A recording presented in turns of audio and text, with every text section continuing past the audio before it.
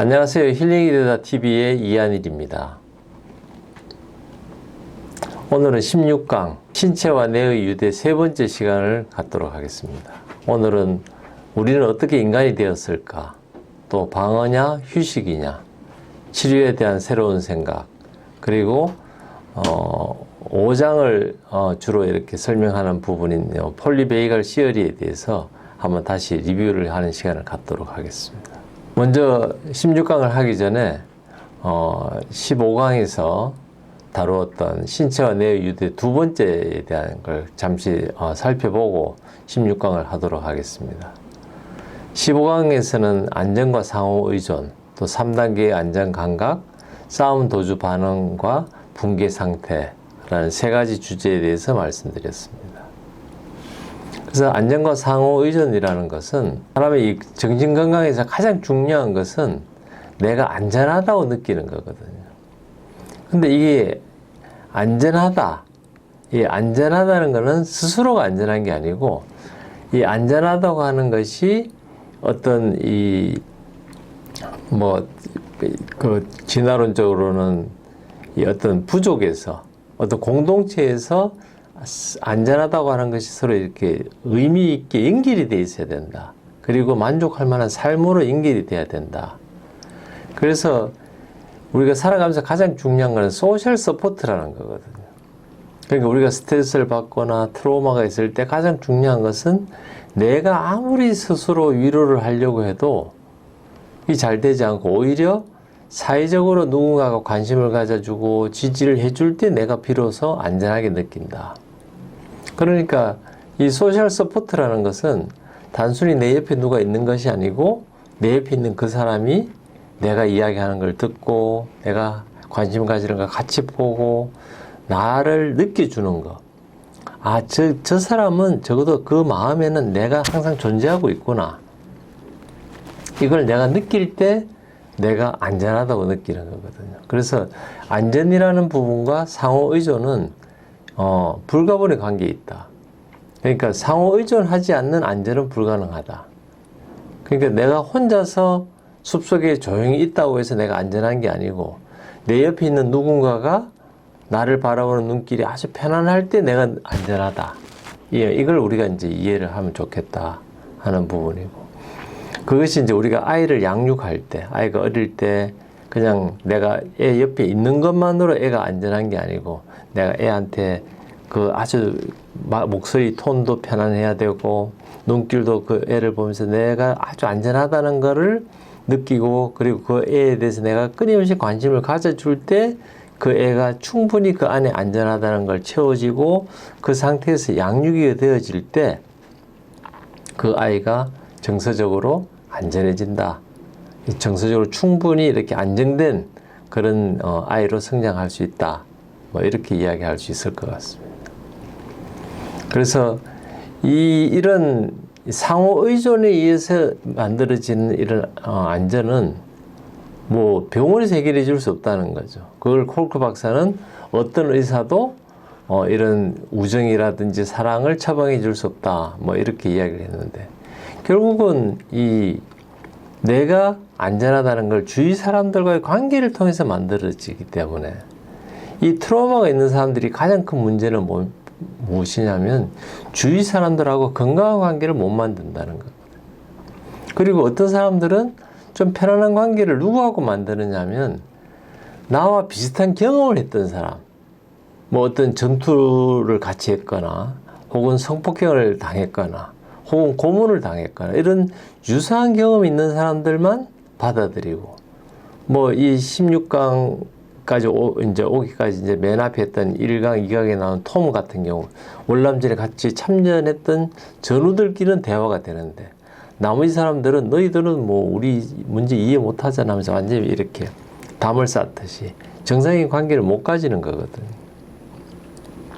그렇기 때문에 사회적으로 잘 이렇게 안정되고 사회의 일원으로서 잘 기능을 하는 사람은 누구냐면, 나하고 전혀 다른 경험을 했는 사람들도 잘 받아들이고, 사람의 어떤 차이, 이런 것들을 잘 이렇게 받아들이고, 이해를, 다른 사람들이 가지고 있는 그런 인간성에 대해서 휴머니티에 대해서 인정을 할 때 이게 이제 가능한데, 어떤 트라우마가 있는 사람들 이것이 안 되니까 그런 사람들한테 사람들을 좀 사귀어봐라, 뭐 사귀어 모임에 나가봐라, 같이 친구도 사귀어봐라, 안 된다는 거죠. 그렇게 트라우마가 심하게 있는 사람한테는 오히려 개하고 혹은 뭐 말을 태워온다든지, 이렇게 어떤 사람에게는 아직은 접근이 안 되지만 주위에 있는 동물이나 이런 쪽에 조금씩 이렇게 하면서 그걸 극복해 나가도록 도와줘야 된다. 이것이 이제 이 콜크 박사가 이야기를 하는 부분이고, 그런 면에서 우리가 아이가 이제 혼자 친구들하고 별 잘 놀지도 않고 혼자 있는 아이들은 이미 트라우마를 받은 아이인데, 그 아이 보고 자꾸 친구를 만나러 가라 하면 그것이 오히려 그 아이한테는 더 큰 스트레스가 되고 그 아이의 트라우마는 더 깊어진다는 거죠. 그럴 때는 그 아이가 친구들하고 만나기가 어려운 거구나. 그 아이의 트라우마를 이해해주고 오히려 집에 이렇게 반려견을 키우거나 하면서 조금씩 이렇게 타인과, 사람과는 그걸 아직 시도를 못하지만 적어도 이렇게 동물은 그것을 이제 하기가 쉬우니까, 그 장벽이 좀 낮으니까 그런 것들을 하면서 서서히 다른 나 외의 다른 개체, 뭐 사람이면 제일 좋겠지만 공동체로서 그것이 안 될 때는 중간 브릿지로서 어떤 반려견이라든지 혹은 또 말을 타면서 말과 어떤 신체적인 접촉을 하면서 이런 것들을 극복할 수 있도록 도와줘야 된다. 이걸 이야기하고 있습니다. 그리고 이제 3단계 안전감각이라는 것은, 우리가 이 트라우마가 있는 사람들은 우리가 기존에 가지고 있던 신경에서 느껴지는 소위 말하는 뉴로셉션이라고 하는, 스티븐 폴즈가 이야기했던 뉴로셉션, 어떤 신경에서 느껴지는 어떤 그런 기분들이 완전 왜곡되어 있다는 거죠. 그래서 우리가 보기에는, 우리가 느끼는 거는 별로 안전하고 별 문제가 없는데도 트라우마가 있는 사람들은 이 상황이 뭔가 불안하고 안전하지 않다고 느끼고, 그러니까 비정상적인 행동을 하고 고함을 지르고 공포에 사로잡힌 어떤 표정을 짓거나 이렇게 되는. 그래서 이럴 때 이런 트라우마가 있는 사람들을 어떻게 도와야 되느냐 하면, 이런 뉴로셉션, 어떤 신경에 의해서 느끼지는 이런 것들이 왜곡되어 있기 때문에 이것을 다시 리셋을 해줄 수 있도록 해줘야 된다. 그래서 완전히 리셋을 해서 다시 일반인들이 느끼는 안전하다는 느낌을 가질 수 있도록 이걸 해줘야 된다. 그럼 무엇을 갖고 할 거냐? 다양한 방법으로 이제 해야 된다는 건 나중에 이제 치료 부분에서 이제 이야기를 하겠지만, 어쨌든 중요한 거는 그분들이 막 두려워하고 힘들어할 때, 아니 뭐 왜 이 지금 뭐 안전한데 왜 그렇게 하느냐라고 할 게 아니고, 이분들의 그런 신경 감각이 왜곡돼 있구나. 이거를 이제 정상인들이 이해해 줄 필요가 있는 거죠. 그래서 이제 3단계는 처음에 이제 우리가 어떤 위협적인 상황이 오게 되면 우리 첫 번째 반응은 소위 말하는 이제 소셜 인게이지먼트. 옆에 사람한테, 너 지금 뭐 문제가 있어. 나 좀 도와줘. 이제 이렇게 모든 어려움을 외부에서 이제 도움을 해서 그것이 해결이 되면 뭐 그다지 내가 스트레스도 받지 않고 문제를 해결할 수 있거든. 근데 첫 번째 단계인 소셜 인게이지먼트, 옆에 사람한테 구원을 요청하고 뭐 119에 전화하고 경찰에 신고를 하고 혹은 친구한테, 옆에 있는 친구한테 전화해서 야 빨리 와서 좀 도와줘, 이런 상황이 안 됐다. 뭐 내가 전화기도 없고 친구한테 연락하니까 친구도 연락도 안 되고 상황이 안 된다, 못 도와준다, 혹은 나 혼자 어떤 뭐 이렇게 산속에 있거나 이럴 때는 뭐 주위에 고함을 질러도 되지 않는다. 이럴 때는 우리가 이제 어떻게 우리 몸이 바뀌느냐면, 이 싸움을 하거나 혹은 도주를 하는 이런 상황이 되고, 근데 예를 들어서 내가 산속에서 막 이렇게 곰이 쫓아오는데 나는 막 열심히 도망을 가지만 곰이 따르는 속도가 훨씬 더 빠르다. 내가 더 이상 이제 도망갈 곳도 없다. 이렇게 됐을 때 우리는 이제 얼어붙게 되고 완전히 붕괴 상태에 간다. 그래서 첫 번째가 소셜 인게이지먼트라면, 두 번째는 싸움이나 도주, 세 번째는 완전히 얼어붙게 되는, 혹은 이제 붕괴된 이 상태를 세 단계의 안전 감각이다. 이렇게 이제 콜크 박사는 이야기를 하고 있습니다. 그래서 이 지난번에도 그런 말씀했잖아요. 이런 베이구스 너브, 미주신경이 이 단계에서 첫 번째는 위쪽에 목소리로 가는, 목소리를 내는 쪽으로 이 이제 원숭이 같은 경우에 부르는 거죠. 주위의 동료를 부르고 야 위험이 있다 알리고.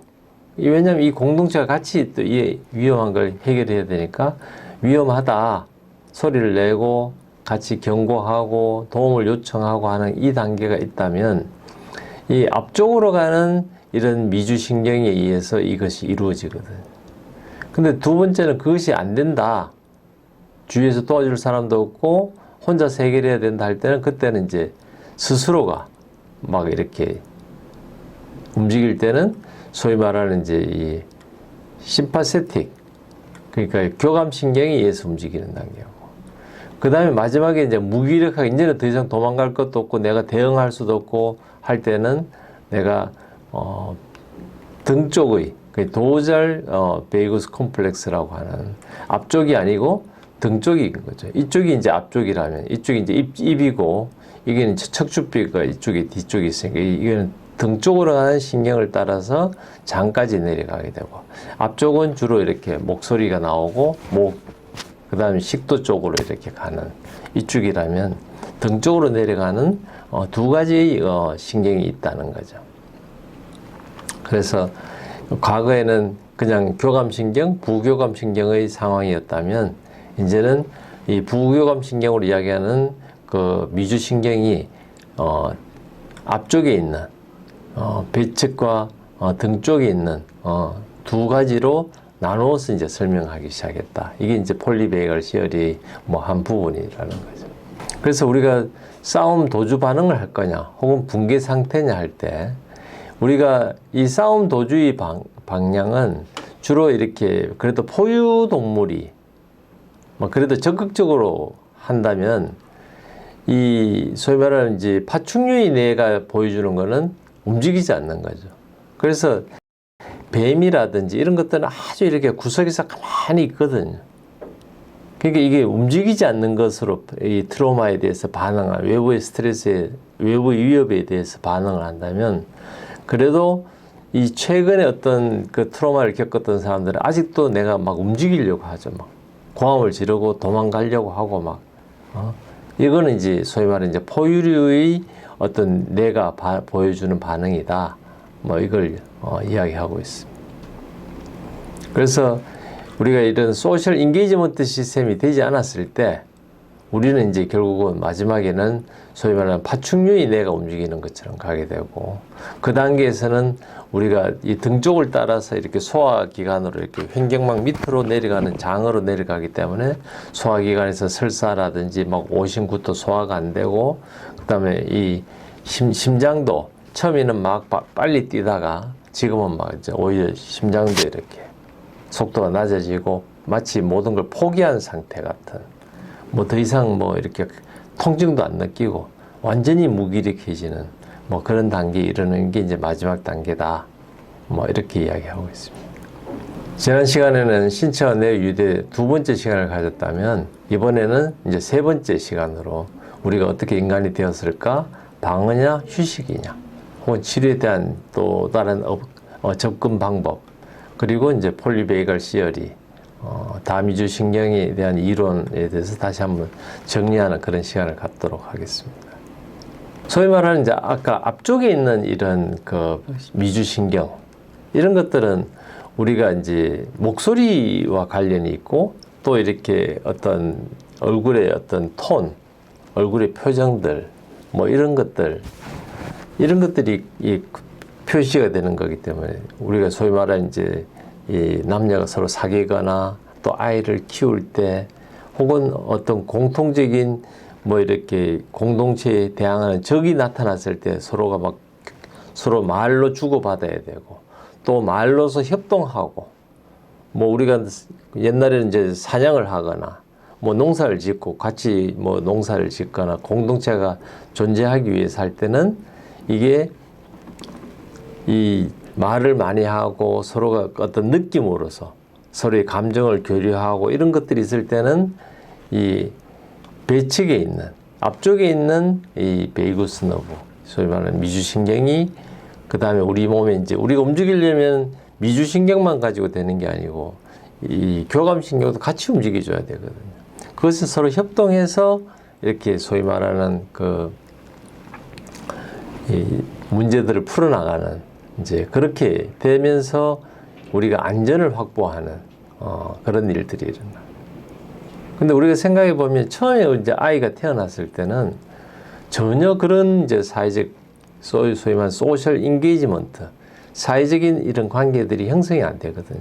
얘가 처음에 태어나면 무조건 뭐 대부분 자고 잠시 뭐 이렇게 배가 고프거나 혹은 기저귀가 젖게 되면 이제 깨가지고 울고 하면 또 이제 기저귀 갈아주면 또 자고 또 뭐 이렇게 기저귀 갈아줘도 또 울면 이제 우리가 젖을 먹여보면 또 이제 젖 먹고 나면 또 자고 그러다가 얘가 이제 조금씩 이제 우리가 엄마하고 엄마의 어떤 목소리를 들으면서 엄마의 이 미소를 들으면서 조금씩 여기에 반응을 하기 시작하는 거는 아까 이야기했던 것처럼 이 벤트랄 쪽에 있는 앞쪽에 있는 베이구스 너브가 영향을 거기에 관계하면서 어느 시점 되면 아이도 그걸 따라하게 되고 그렇게 하면서 애도 막 이렇게 깔깔대고 웃고 하면서 사회적인 관계를 만들어 가거든요. 이런 것들이 충분히 되면 그래서 이것이 우리가 어떤 만족감이라는 걸 경험을 해봐야 돼요.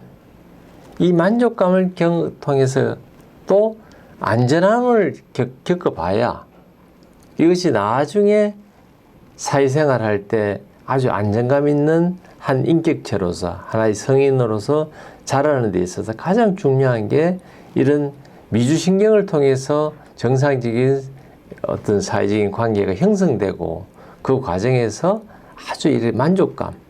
그래서 어릴 때의 그 만족감이 그 결핍이 없는 상태를 만들고 타인에 대해서도 배려하게 되고 본인에 대한 자존감도 높이는 것은 아주 어릴 때 엄마로부터 만들어진다.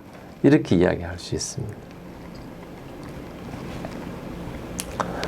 그래서 이 트로닉 이 교수가 이 콜크 박사의 친구가 이제 이야기했던 브레인은 일종의 컬처럴 오르가다. 어떤 문화를 그러니까 어떤 경험이 뇌를 만든다.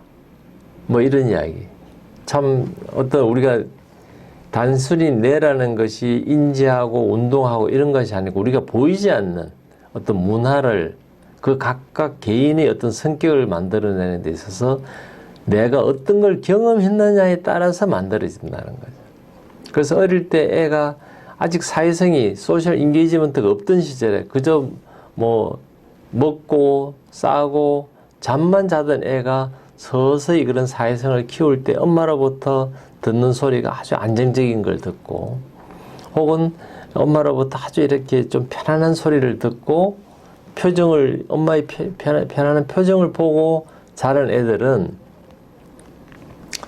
이게 이제 그러면서 이제 엄마와 같이 놀게 되고 또 어떤 우리가 이제 이 공놀이라는 것이 되게 재밌는 게 엄마의 공이라는 거는 바운드가 탁 될 때 엄마와 같이 공놀이를 하면서 그런 리듬을 알게 되고 우리가 춤추면서 춤이라는 거는 이렇게 두 사람이 같이 이렇게 리듬을 어떤 그걸 맞춰야 되거든요. 리듬을 맞추면서 동시에 같이 움직여야 되는 이런 것들. 또 우리가 이렇게 합창을 하면서 혹은 우리가 어떤 챔버 뮤직 같이 음악 연주회를 같이 하면서 우리가 같이 옆에 있는 동료와 같이 노래 부르고 같이 악기를 연주하면서 이렇게 될 때 우리는 서로가 연결된 거에 대해서 만족감, 아주 깊은 만족감이 느껴지면 비로소 우리가 이렇게 안정된 그런 성인으로 자랄 수 있다. 어릴 때 이런 경험이 없으면 내한테 아주 깊은 만족감이 없으면 커서도 이것에 대해서 느끼지를 못하고 그러니까 내가 만족을 못하니까 남을 배려하지도 못하고 내가 만족 못하니까 누군가 나한테 호의적으로 뭘 해줘도 내가 이걸 즐길 수가 없는 거죠.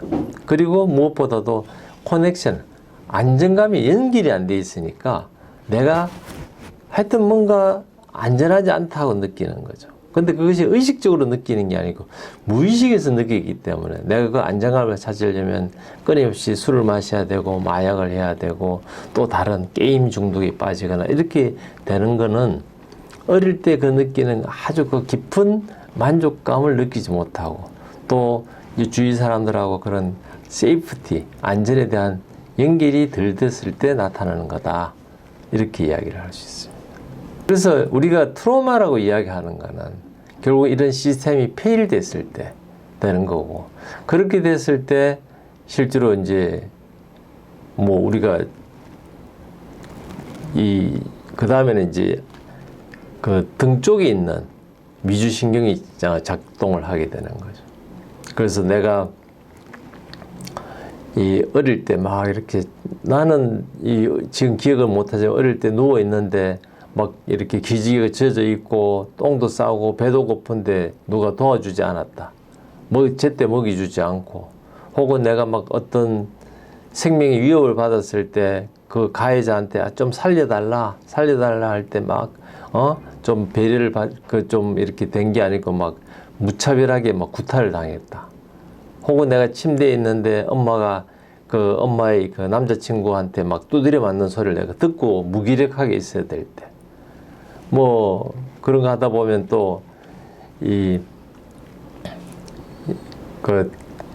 2000년 초기에 그 보스턴에서 보면 이 신부들, 가톨릭 신부한테 성추행 당했던 이런 일도 있거든요. 근데 그거를 저항할 수 없는 거죠. 그 권위에 저항할 수 없을 때 결국은 우리는 어떻게 되느냐면 소위 말하는 이제 무기력증에 빠지게 되고 움직일 수 없게 되고 포기하게 되고, 그때는 우리가 이제 등 쪽에 있는 미주신경이 이렇게 하게 되면서 심장은 오히려 더 빨리 뛰는 것이 아니고 오히려 속도가, 심장 박동 속도 느려지고 숨 쉬는 것도 아주 이렇게 깊은 숨을 못 쉬고 얕은 숨을 쉬게 되고 우리가 좀비 같은 어떤 그런 삶을 살게 되는, 그래서 우리가 이제 디소시에이션, 분리되는 거죠. 해리되는 그런 그 기능성 우테 로렌스 같은 앞에서 보여드렸던 그런 기능성 MRI에 보면 머리가 머릿속이 완전히 하얗게 비어있는 그런 이제 상황이 된다 하는 거죠. 좀 유쾌하지는 않지만 2002년에 보스턴 글로브를 중심, 보스턴 쪽에서 굉장히 미국이 시끄러웠고 가톨릭 그 성직자에 의해서 아동 성적 학대가 있을 때 그 나중에 이제 그런 이야기들이 나오는데, 실제로 불러서 왜 그렇게 했노? 너 아니다라고 이야기해야지 하지만 그런 성직자가 가진 권위에 대해서 대항할 수 없는 이런 일들이 있을 때 우리가 그 아이를 비난할 게 아니고 그 아이가 그 어쩔 수 없는 그 권위에 의해서 그러다 보면 본인이 합리화하게 되고, 때로는 이렇게 해서 이걸 그 아이를 비난하는 사람들은 너도 같이 즐기지 않았나 이까지도 이야기를 하는데, 절대 이 트로마를 이해한다면 그렇게 이야기하면 안 되는 거죠. 그 아이는 정말 피해자일 뿐이고 그 권위에 대해서 정말 어떤 저항도 할 수 없는, 그러니까 3단계의 안전 그 레벨 중에서 가장 낮은, 이제 모든 걸 포기할 수밖에 없는 그 상황이었겠구나 라고 공감하고 나서부터 이 문제가 풀리기 시작한다. 저는 그렇게 생각하고 있습니다. 그래서 우리가 방어냐 휴식이냐 이런 이야기를 할 때 우리가 기본적으로 우리가 좀 옆에 사람하고 좀 편안하게, 지금 내가 좀 편안하다 하더라도 우리는 늘 어떤 방어적인 시스템은 있거든요. 근데 정말 우리가 편안할 때는 완전 넋을 놓고 있을 때가 있는데, 저는 이제 한번 그 과거에 개를 키울 때 어떤 상황이 있느냐면, 개가 보통은 이렇게 경계를 많이 하고 하는데, 정말 개가 좋을 때는 개가 이렇게 발라당 누워가지고 내가 그 목을 만져도 아무런 그 저항하지 않고 이렇게 편안하게 누워있는, 이 상태가 아닐까. 그러니까 내가 모든 이 방어를 풀고 편안하게 있을 때 이게 이제 우리가 그 뭐 부부 생활도 마찬가지고 또 우리가 어린 아이들을 키울 때도 이게 가족이라면 이 경계를 하면 안 되거든요. 내가 자고 있을 때 만약에 가족이 나를 해한다고 생각하면 내가 그 집에서 잘 수가 없는 거죠. 근데 이런 상태를 겪고 우리가 편안하게 쉴 수 있어야 되는데 트라우마가 있는 사람들이 대부분은 뭐냐면 너무 이 경계심이 강한 거죠. 그래서 충분히 즐길 수가 없는 거예요. 뭐 이렇게 맛있는 음식도 있고 막 이렇게 음악 소리도 나고 막 폭죽도 터뜨리고 이러면 막 이걸 즐기고 막 같이 막 이렇게 이야기도 하고 해야 되는데 나는 경계를 늘 하기 때문에 이 트라우마가 있는 사람들은 이 즐거운 걸 같이 즐기지 못하고 또 새로운 경험에 대해서도 무감각해지는 거죠. 그래서 트라우마가 있는 사람들의 특징이 우리 뭐 좀 재밌는 거 해볼까 하면 첫 마디가 no. 아이 근데 그건 좀 너무 그렇잖아. 그러니까 본인이 늘 익숙한 것만 하려는 새로운 거에 도전을 하지 않는 거죠. 이게 본인도 왜 노라고 하는지도 모르면서 그렇게 이야기하는 거거든요. 우리가 야 이번에 주말에 저 등산 한번 갈까 할 때 그래 뭐 날씨도 좋은데 한번 같이 가 이래 하는 사람은 그래도 트라우마가 덜한 사람이고 근데 뭐 산에 가봐야 뭐 피곤하기만 하고 이렇게 이제 이야기하는 사람은 뭐 말은 그럴듯하거든요. 뭐 이번엔 내가 좀 뭐 속이 좀 안 좋아서 좀 쉬어야 되겠어. 뭐 이렇게 이야기하지만 사실은 무의식 세계에서는 어떤 새로운 경험에 대해서 뭐 이렇게 부정적인 뭐 새로운 전자제품이 나왔을 때 야 이거 신기하다 이렇게 신기하다 뭔가 해보고 싶다 그런 이야기를 하는 사람일수록 소위 말하는 좀 더 건강한 거고 새로운 게 나왔는데 아이 저거는 뭐 좀 비싸서 저거 뭐 배워봐야 뭐 하겠어 지금 휴대폰도 충분한데 뭐 새로운 거 뭐 해갖고 뭐가 좋겠어 이렇게 이야기하는 사람들은 실제로 물론 뭐 경제적으로 어려워서 그런 사람들도 있겠지만 만약에 경제적으로 어렵지 않은 사람이 그런 이야기를 한다는 거는 무의식 세계에서 내가 가진 트라우마가 있고 그 트라우마가 나로 하여금 그렇게 표현하게 만든다는 거예요. 그래서 우리가 소위 말하면 아미그달라 편도체에서 이 느껴지는 위험이 이 뇌가 이제 기능을 잘 못하게 되면 이제 그렇게 바뀐다는 거죠. 그래서 젊은 사람들이 연애를 하더라도 충분히 이렇게 릴렉스하고 쉬어야 되는데 늘 긴장하고 뭔가 이렇게 저 사람을 과연 믿어도 될까? 이렇게 이제 하면 이게 연애가 안 되는 거죠. 사람이 사귈 수가 없고 정상적인 결혼이 안 되는데 본인이 모르는 거죠. 그래서 내가 나를 돌이켜보고 진단할 수 있어야 된다. 내가 적어도 파트너하고 같이 뭐 이렇게 놀러를 가거나 할 때 내가 충분히 즐기고 있나? 내가 그 사람 말을 잘 듣고 수용하고 있나? 아니면 내 이야기만 자꾸 하고 있나? 이제 이런 것들을 스스로 이렇게 보면서 나에게 있는 트라우마가 어느 정도인지 이걸 우리가 볼 수 있는 그런 역량이 되면 좋겠다. 저는 그렇게 생각하고 있습니다.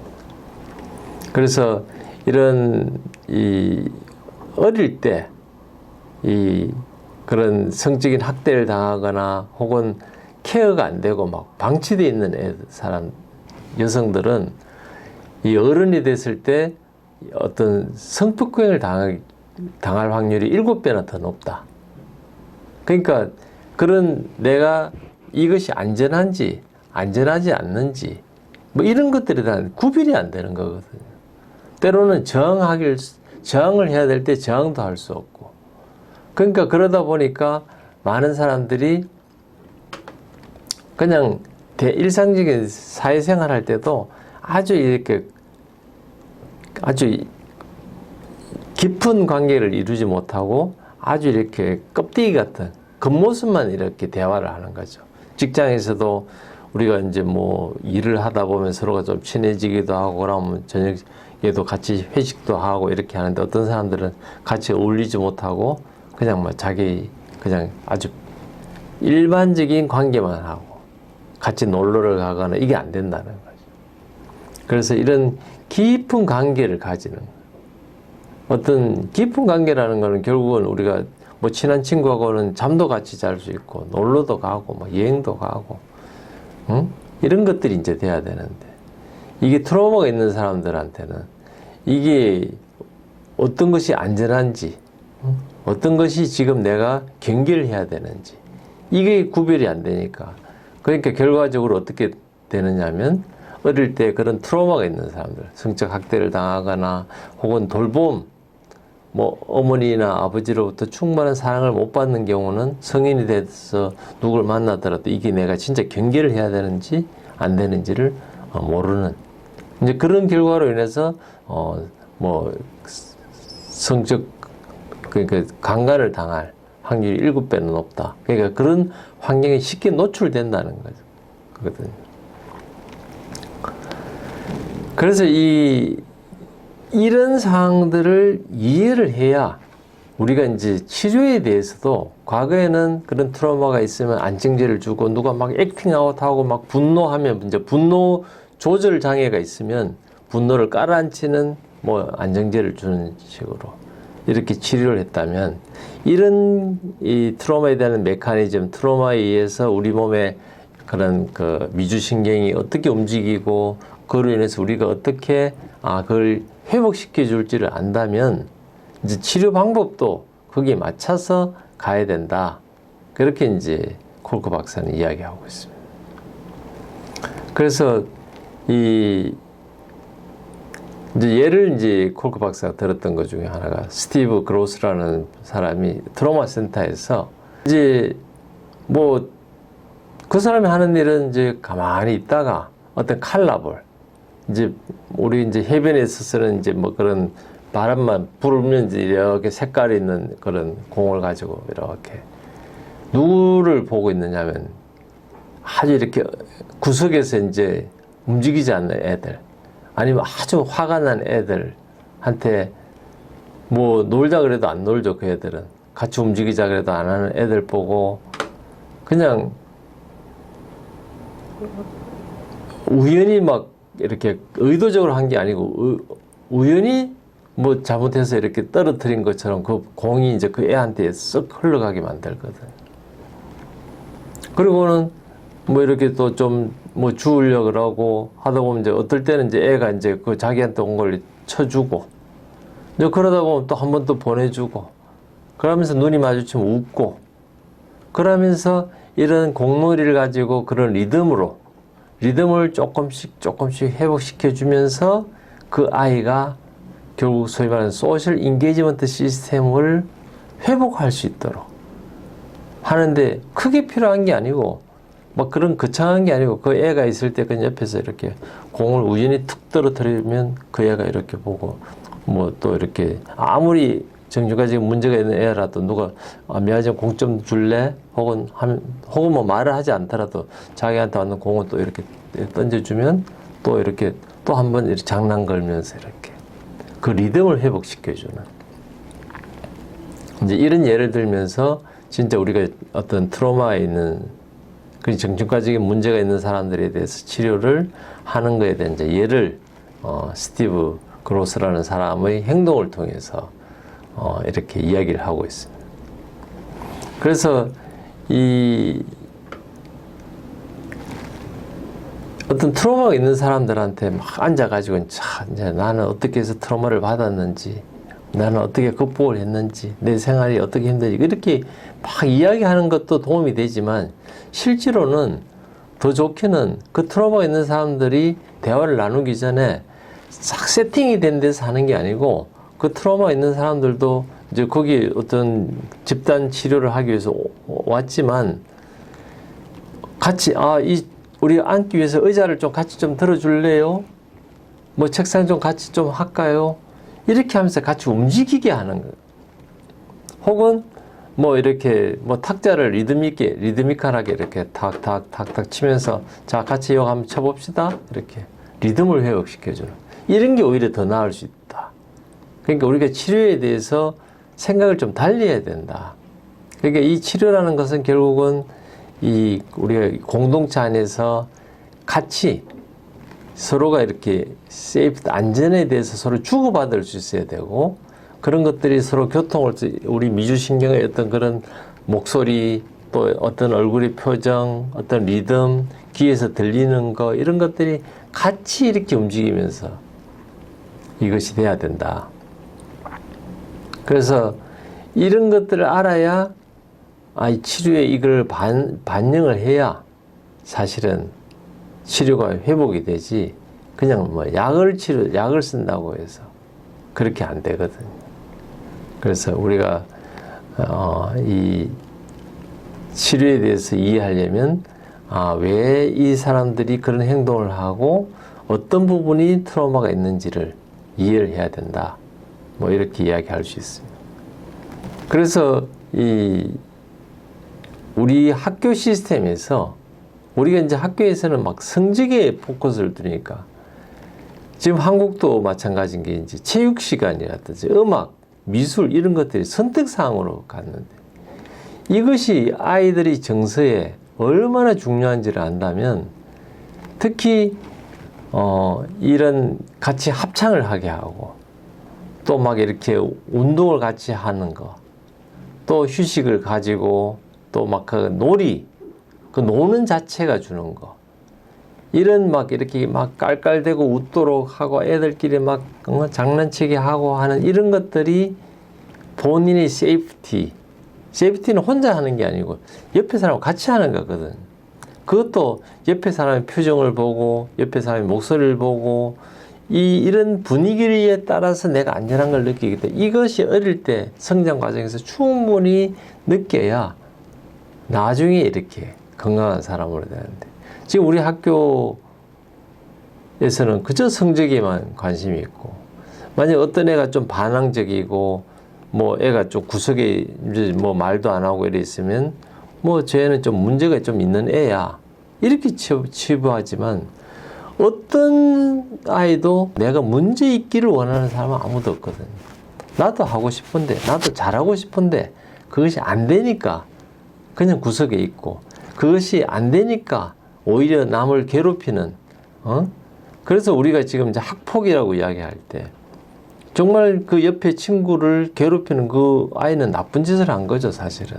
그래서 뭐 법적으로는 그 애가 퇴학을 당하거나 이래야 될지 모르지만, 적어도 정신과적인 영역에서는 그 아이조차도 피해자라는 거죠.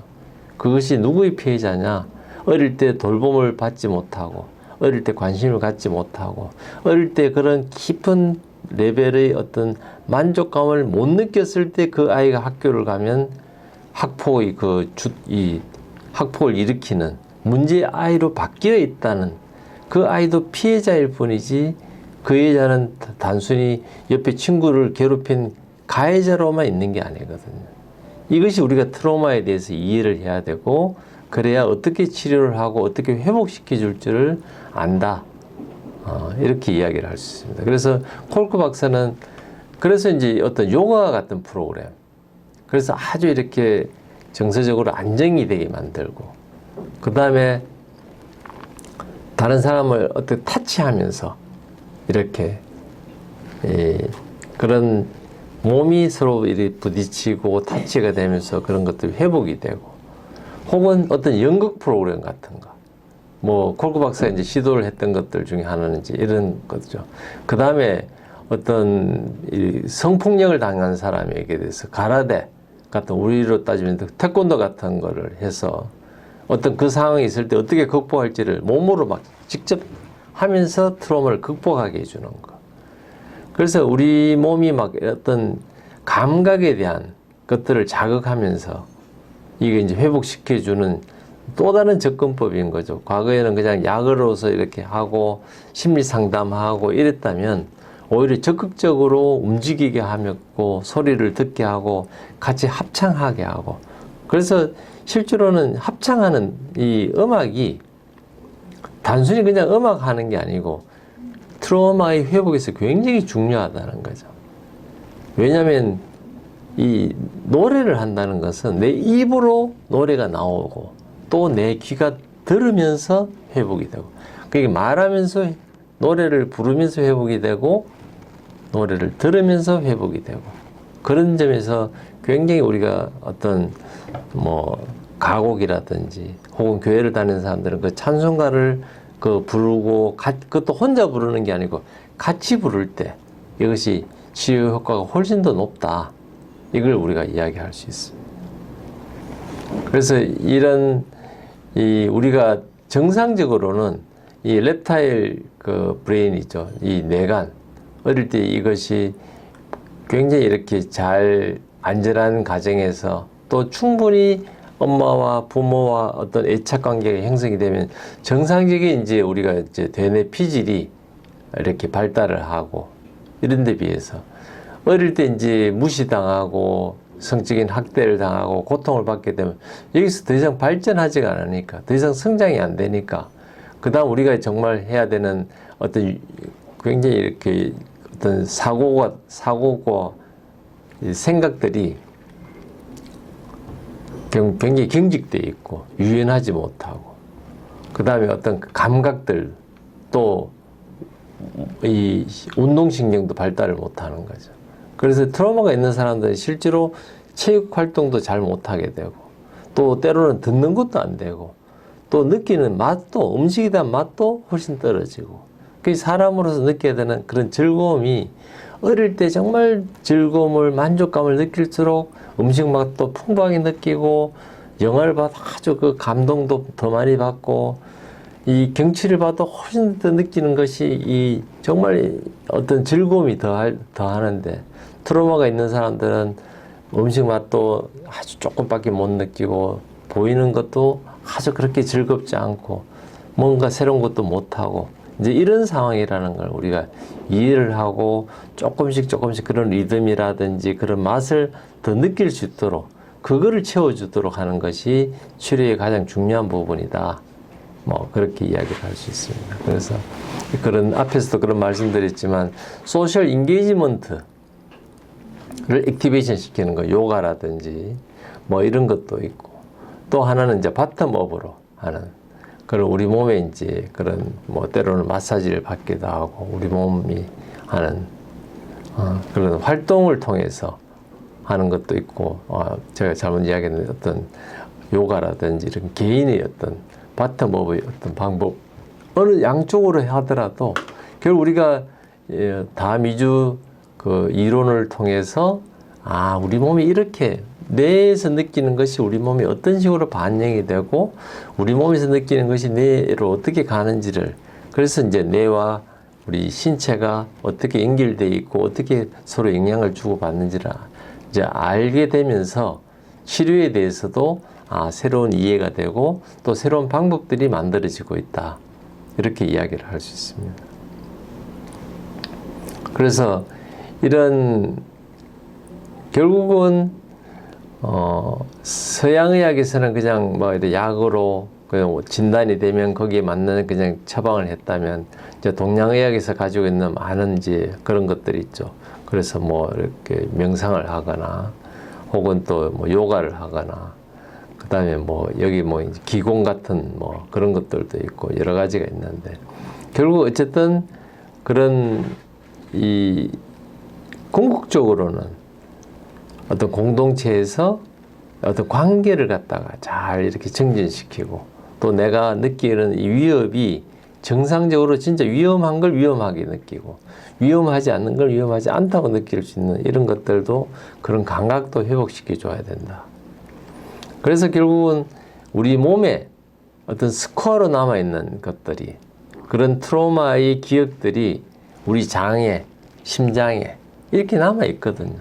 그래서 결국 우리 몸에 어떤 면역 체계도 무너뜨리고 면역 기능도 떨어지게 하고 또 심지어는 근육의 어떤 문제들도 만들기 때문에 결국 이런 것들이 회복되면 이 다 같이 이게 회복이 되고 그래서 우리 치료 방향도 그런 쪽으로 가야 된다. 단순히 약을 처방하고 그냥 뭐 상담하는 걸로 회복되지 않고 정말 우리 치료의 목표를 알아야 된다. 뭐 이 이야기를 콜크 박사는 하고 있습니다. 그래서 이 5장에서 이야기하고 있는 다미주 이론은 결국은 이 스티븐 폴지 박사 이 책인데 이 다미주에 대한 그 내용들을 이제 제가 좀 잠깐 읽어보니까 결국 우리가 앞에서 이야기했던 과거 전통적으로는 부교감신경과 교감신경이라고 하지만 실제로는 이 부교감신경이 두 가지라는 거죠. 하나는 아까 말씀드린 그 등 쪽에 있는 거, 또 앞쪽에 있는 거. 그러니까 앞쪽에 있는 거는 입 쪽에 말을 하고 숨 쉬고 이런 쪽에, 또 심장과 관련되어 있다면, 등 쪽에 있는 거는 결국 폐와 위와 장으로 해서 이 대장까지도 내려가는, 이 등 쪽으로 내려가는 이 두 가지로 나누어진다. 이 변화가 이제 소위 말하는 다미주신경의 핵심이고, 이것이 단순히 장기만 움직이는 것이 아니고 이런 베이글 톤을 통해서 우리가 이 감정과도 연결이 되어 있다. 이걸 이제 이해를 한 거죠. 그래서 그런 면에서는 콜크 박사가 이런 스티븐 폴지와 같은 견해를 가지고 있고, 그래서 이 책에 대해서도 콜크 박사가 이 추천사를 이렇게 써주거든요. 그래서 우리가 조금 더 이 미주신경과 관련된 부교감신경을 알아보면, 물론 미주신경 우리가 아는 것처럼 뇌가 안에서 나와서 이렇게 우리 온몸에 밑에 골반까지도 이렇게 연결이 된다면, 우리가 3번, 5번, 7번 이런 9번 신경 같은 것들이 우리 얼굴 근육, 눈동자를 움직이고 숨을 쉬고 목소리 톤을 만들고 이런 거에도 관여를 하기 때문에 결국은 이런 뇌의 신경들이 우리 후두라든지 구개, 입쪽 후두, 이쪽 기관지 혹은 얼굴 근육, 또 이 귀 쪽에도 귀가 잘 들린다 하는 것도 관계가 있거든요. 그래서 이런 것들이 심장 이런 기관지뿐만이 아니고, 그래서 이런 것들이 뇌관을 통해서 결국은 전두엽으로 연결이 되는데, 이 트라우마가 있는 사람들은 여기서부터 이미 블록이 됐으니까 정상적인 이것이 안 된다. 그래서 이걸 회복시켜 줄 수 있도록 해야 된다 하는 거고, 아까 말씀드린 그런 세 단계의 어떤 안전 감각에서 이런 미주신경이 이런 식으로 역할을 하고 있다 하는 걸 갖다가 스티븐 폴지는 그래도 본인의 리서치, 30년 이상 된 리서치를 통해서 이것을 파악했다, 이렇게 이야기할 수 있습니다. 그래서 과거에는 그냥 교감신경, 부교감신경이었다면 이제는 가장 중요한 세이프 한 단계를 우리가 이 부교감신경과 또 이 교감신경이 같이 또 하면서 우리가 어떤 플레이도 할 수 있고, 때로는 이 공동체에서 같이 사냥도 하고 농사도 짓고 서로 교통할 수 있는, 이것이 이제 건강한 삶이거든요. 근데 그것이 이쪽으로 넘어가게 되면 그때는 이제 완전히 이렇게 내가 샷다운 되고 이제 삶에 대해서 이제 완전 무기력하게 되는 이런 상황이다 하는 걸 이제 다미주 이론에서는 굉장히 정리가 잘 돼 있다, 이렇게 이야기할 수 있습니다. 그러다 보니까 이제는 미주신경이 가지고 있는 장점을 알다 보니까 이 미주신경을 좀 자극을 하면 어떻게 될까? 그러니까 이 벤트럴 쪽에 있는 거, 우리 이 미주신경이 내려가는 이쪽에 대해서 이걸 좀 자극하는 그런 훈련을 좀 해보면 어떨까? 해봤더니 실제로 그런 굉장히 이렇게 자폐적인 증상이 있는 사람에게 대해서 굉장히 증상들이 좋아졌다, 이런 논문들이 있습니다. 그래서 유튜브를 보면 그런 이제 미주신경을 자극해주는 여러 가지 방법들이 나와 있습니다. 그걸 해보면 실제로 내가 막 흥분됐을 때, 내가 막 이렇게 내가 감정 조절이 안 된다, 내가 우울하다, 이럴 때 이런 미주신경을 이렇게 좀 자극을 해보면 내가 캄다운 되고 편안해지는 걸 알 수 있거든요. 그래서 유튜브에서 이 미주신경 자극술 혹은 베이글 러브 스티뮬레이션, 이걸 한번 쳐보시면 몇 가지 이렇게 보시면 되게 어렵지 않고 하니까 한번 시도해 보시고, 내가 감정적으로 안정이 되어 있지 않고 두렵고 불안할 때는 이것도 한 가지 방법이라고 생각하고, 또 다른 건 이제 음악 치료도 있거든요. 그래서 이런 폴리베이글 시어리가 이제 이해가 되고 정립이 되니까 이제 이걸 활용해서 이제 치료로도 활용이 된다 하는 것들을 우리가 알 수 있었습니다. 다음 17강에서는 이제 5장 이후에 이제 6장 몸을 잃으면 자기를 잃는다 하는 부분에서 쉘이라는 어떤 케이스를 가지고 이 부분을 좀 더 이해를 하면서 우리는 어떻게 인간이 되었을까, 또 지금 살아있다는 걸 어떻게 할까 하는, 좀 더 이제는 뇌에서 이렇게 미주신경을 통해서 우리 몸의 어떤 신체에 대해서 이해를 하는 그런 시간이 됐다면, 이제부터는 보이지 않는 세계, 감정이라든지 정서라든지 이런 것들, 어떤 자아라든지 이런 것들, 보이지 않는 것들에 대한 좀 더 깊은 세계에 대해서 설명하는 그런 시간을 갖도록 하겠습니다. 시청해 주셔서 고맙습니다.